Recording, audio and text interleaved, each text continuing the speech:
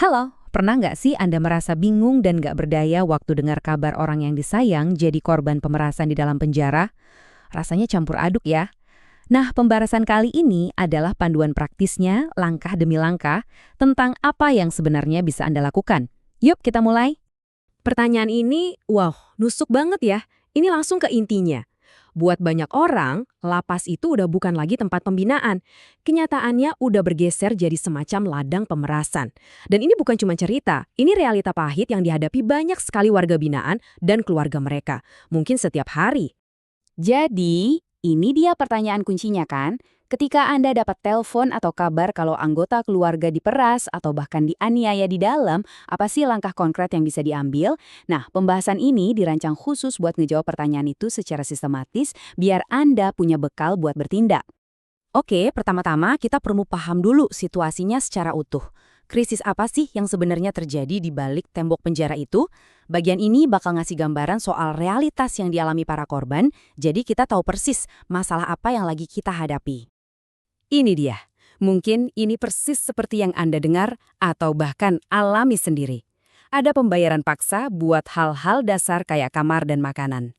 Ini bentuk pemerasan yang paling umum. Dan kalau menolak bayar, konsekuensinya jelas dan brutal, kekerasan fisik. Ini bukan kejadian sekali dua kali, tapi udah jadi pola yang berulang. Baik, setelah kita paham masalahnya, prioritas nomor satu dan gak bisa ditawar adalah keselamatan korban. Bagian ini isinya adalah langkah-langkah darurat yang harus, dan saya ulangi, harus segera Anda ambil buat melindungi orang yang Anda sayangi dari bahaya lebih lanjut. Yuk kita bedah satu-satu. Pertama, minta visum. Kenapa? Ini adalah bukti medis yang nggak bisa dibantah. Kedua, langsung ajukan permohonan pindah sel. Tujuannya simpel, menjauhkan korban dari pelaku. Ketiga, dan ini penting banget, jangan pernah coba-coba konfrontasi pelaku secara langsung. Ini bisa bikin situasi makin runyam. Keempat, pusatkan semua komunikasi lewat keluarga atau pengacara aja. Oke, langkah darurat sudah diambil, korban mudah-mudahan sudah lebih aman. Sekarang saatnya membuat catatan resmi atas kejahatan yang terjadi. Laporan polisi itu ibarat pondasi. Dokumen ini bakal jadi dasar dari semua tindakan hukum yang akan kita ambil nanti. Nah, waktu bikin laporan, ada beberapa poin krusial yang nggak boleh kelewat. Tentu, cantumkan identitas Anda dan ceritakan kronologinya secara runut. Tapi yang paling penting, sebutkan pasal-pasal pidana yang relevan. Nggak perlu takut, sebut aja dugaan pemerasan dan penganiayaan. Oh, dan jangan lupa, sebutkan juga kalau Anda curiga ada pembiaran atau kelalaian dari oknum petugas. Ini penting buat nunjukin kalau masalahnya mungkin lebih dalam dari sekedar antar napi. Bikin laporan polisi itu wajib.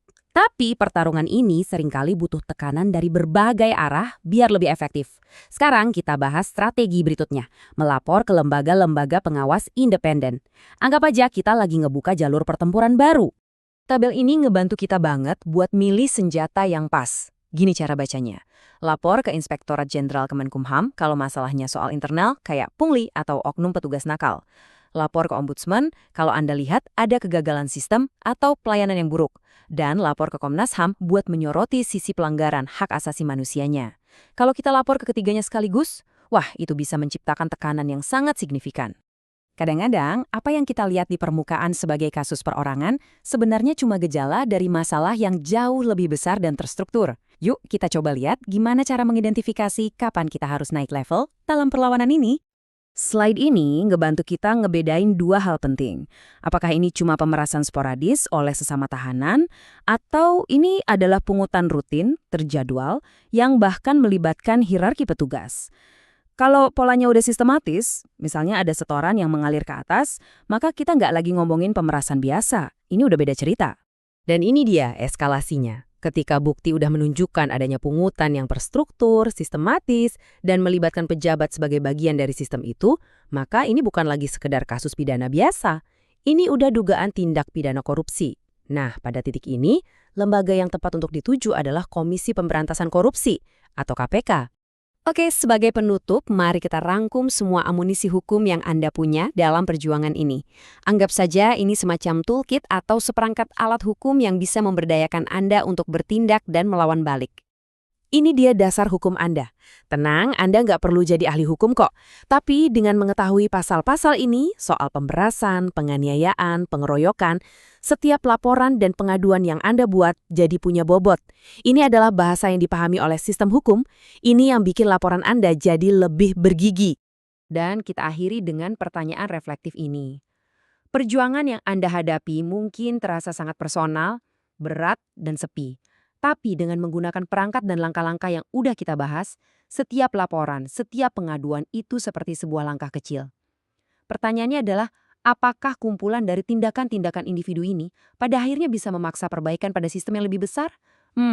Itu adalah sesuatu yang layak untuk kita perjuangkan.